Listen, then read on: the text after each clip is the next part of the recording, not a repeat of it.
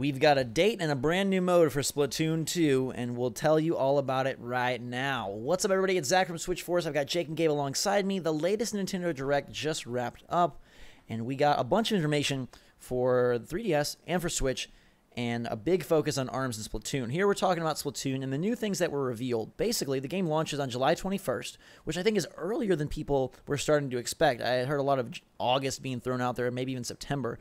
July 21st seems like a great date for that. And there are going to be 3 new Amiibo tied to the game, Inkling Boy, Inkling Girl, and a new Inkling Squid.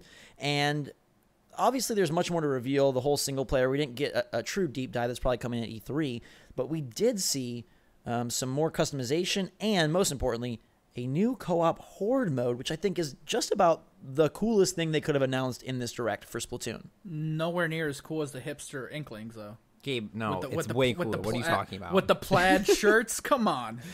Gabe wants to dress like a very classy boy in Splatoon. The only thing that might top the multiplayer or the horde mode is the creepy Grizzco, like 1980s VHS tape commercial that they played before it. I love that with Splatoon and the marketing, they just go all out to be as like weird and kooky as possible. But and they kind of do it with ARMS a little as well, but Splatoon is like the one where they really push it. It really makes you, like, for me, like, it's like the same feeling you get when you get in a Disneyland ride. Like, it's like so well themed and like well contained, like you feel like you're transported into another world, which I think is super awesome. Yeah, it's truly like 360 marketing where you never they never have a normal person tell you about features of Splatoon. It's like always the research team, which I think is cool. But let's talk about this mode. It's called Salmon Run, 4-player co-op horde mode, fighting against deformed salmon creatures. They're called salmonids. Salmonids. You got Chum, you got the Steelhead, there's bosses, and basically you're doing this to collect power eggs and eventually golden eggs that can be dumped into a machine and eventually converted into rewards, which I assume are different gear, different outfits, things of that nature. Mm-hmm. Yeah, I think it's pretty dang cool. I mean, it's like a simple idea, but in the Splatoon world, I think it's cool. Well, and it's nice that they added some different mechanics. I mean, they could have just done, fighting against other squids or octolings or things of that nature, but they bring in a new race, and they have it be 4-player. They have bosses, it looks like, a lot of melee attacks. They also had some towers shooting opposite color ink, which I thought was interesting, and a revival mechanic where if someone's down, a little life ring pops up, you shoot that with ink and can bring them back to the battle. Yeah, I think that's really cool. And I really think it's cool how they change the whole look of the Inklings. They have these creepy swamp suits on with the life ring on the back. It's like they really, and it's not like a new online game mode like Capture the Flag or something. It's like a totally separate, brand new mode that you can experience Splatoon in a totally different way. Right, and it again is very lore based. This is like their job. They got to go clean up. Yeah, that's super cool. They said it takes place across the ocean or across the sea, not on the normal Splatoon land. So that's cool to see a new area. One thing that I did note is that is this going to be the only map? Does it seem like it's just like a single map area of the game? That was what I was about to ask you. I mean, we have no real indication, but it kind of seemed like this was going to be the only map. I don't think so. Right. I think there's going to be a few. All right, okay. I hope so. But if this is the only map, then variety becomes a huge issue. Do we keep seeing the same enemies, the same bosses, in the exact same waves? I don't know how they're structuring all that, but that's one thing that we should be on the lookout for.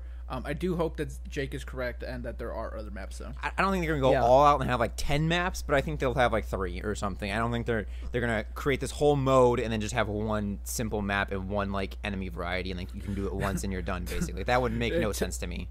Tell that to Overwatch. My favorite Overwatch mode only has a single map in it. It's a 3v3 one. It's always the same map, and people have been complaining about that forever, but yeah. I think as long as they pack the rewards in and incentivize your high scores, incentivize your progression, and make there be enough waves, it's still a fun addition with only one map. And remember, this is a game that now has single player. It's going to have a full multiplayer suite. It has all the customization. Now has a dedicated co-op mode. So we're really getting a pretty nice evolution. I think early on there was some concern that this was just going to be an upgraded deluxe Splatoon 1, a port of Splatoon 1 with some added, maps or modes. But it really does feel like a fully new game, new races, and new modes outside of just the competitive. I'm very curious to see how the single-player component factors in and how big that is, or if it's just some people said, what if they included the Splatoon 1 campaign and then some extra levels? We also did see that the Amiibo function, just like they did in Splatoon 1, where you pop them in, they kind of appear in the in-game Amiibo box, and then you're able to gain some features from them. And they said that they would speak on all of those. I really like the way that Splatoon 1 integrated Amiibo, because it gave you extra levels as well as some gear, I believe. So if we can have something of the sort, that would be great. They also confirmed that your old Amiibo for the original Splatoon will work. Yes, and it's nice to see highlighted the character model differences, because everybody did get way more hip since the last Splatoon. Way more hip. Which I think is interesting. And they also showed off a really unique, like, steel armor at the end. So a whole lot of different styles. The hipster style that Gabe's like in a love Juggernaut with. from like Call of Duty or something, or Ultron from Marvel. Yeah, very interesting. So yeah, the old Amiibo gave you challenges, and then you got a costume piece, mini game, or weapon for every 4 challenges completed. So hopefully something of a similar sort comes, because I like the fact that normally Amiibo, like you tap them on Mario Kart, it unlocks an outfit for your Mii, but I like that the Splatoon ones kind of provided more of that like physical DLC. I thought that was really cool. But I think Salmon Run is a great addition, and I do hope that they flesh it out a bit. I like the fact that there are boss waves, though. It kind of has like a PvZ vibe, like the Garden Warfare with the Garden Defense mode. Kind of reminded me of that. And I'm curious, like how fleshed out the enemies are. Is there more variety than what we saw? You'll probably be able to bring in your loadouts from single player, so that's cool. All your gear, all your loadouts. Yeah, I think it's cool like that. We'll get rewards that you could probably, I'm assuming, use in multiplayer, like new like skins or clothing or whatever. So like it's cool it's like tied together, not like two completely separate things. Right, and like you pointed out, they have unique clothes that's in theory only in Salmon Run. So maybe there will be like special outfits that are just for co-op or things like that to kind of keep it engaging. As long as they're able to, like I said, incentivize grinding for a high score and keep getting those power eggs, I think it's a good move. Let's just talk briefly. July 21st, you guys happy with that? Yeah. I think Nintendo's on a good path with the one big hitter a month kind of roller coaster that they're putting us on. Yeah, they're doing the one big game a month. The April one, which is Mario Kart, it's like 2 days before the month is over, so I guess they're just carrying that over into the next month. So Mario Kart is like big enough to cover both, and like I said, it's 2 days before May, so we'll have that.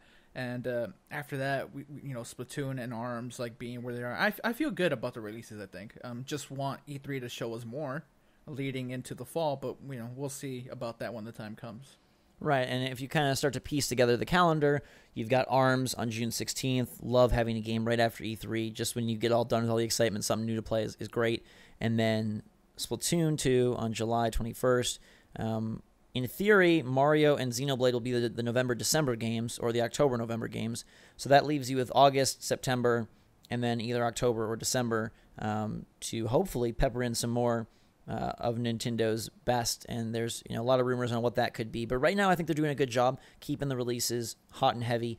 I was hoping to see single player, but I was also hoping to see more multiplayer diversity. I guess this is just kind of the beginning of the drip feed. Are you guys expecting a bunch of new modes, or more of the focus to be on new maps and weapons? I think that more focus on new maps and weapons. I feel like Turf War is like very unique in the multiplayer shooter realm. I think that they're just kind of capitalizing on that. I would, if anything, they'd put like one new mode in, and that's it. But I think that they kind of have specialized in that area and made it work really, really well. So they're diversifying in terms of giving this new wave mode, and then just gonna keep the online multiplayer similar but just more advanced and fleshed out, I think, is what they will be doing. Yeah, I mean, I think it would be a mistake to just like put a bunch of new modes, because then you're fragmenting the audience. And take Call of Duty for example. Like, most people just play a couple of modes. They'll stick with team deathmatch or the one where you capture the 3 points, and then everything else just domination, search and destroy. Yeah, because then everything else is just like cannibalized because there's not as many people playing, so it's harder to find a match. So just focus on the few modes that you have and make those like really stand out and make those like work well. Make sure they're balanced, and then like you said, new weapons and maps, I think is where it's at. Yeah, and I think the co-op edition is super smart, especially Switch wise, because that is something that presumably can be enjoyed locally and online. And so if you do have multiple people locally, I'm assuming there's going to be split screen in the co-op, just like there's split screen on the online, and that then becomes a real fun local multiplayer game, or a multi-switch game. I'm sure it'll be able to do some sort of communication if all 4 of us are there with her, or all 3 of us. The mysterious 4th chair. You didn't know there was a ghost with us all along.